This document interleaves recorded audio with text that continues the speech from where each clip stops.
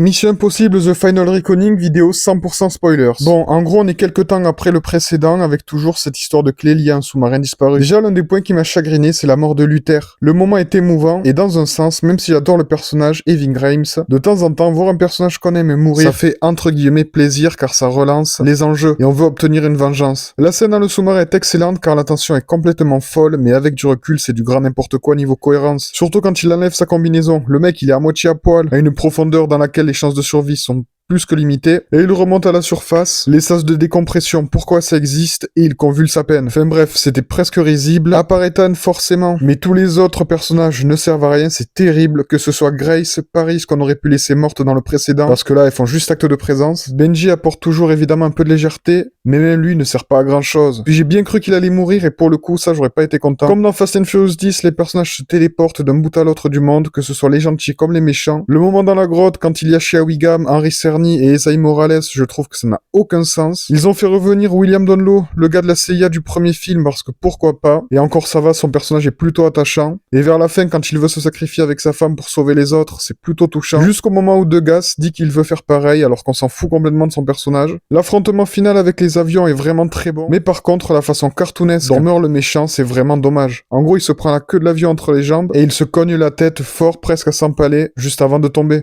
Il joue aussi beaucoup sur le fait que ce soit potentiellement le dernier film, parce qu'ils nous font des medleys des autres opus, tout en laissant planer un léger doute sur la mort d'Ethan, qui n'arrive bien évidemment pas. Ce n'était pas un supplice, mais je me suis pas spécialement régalé non plus.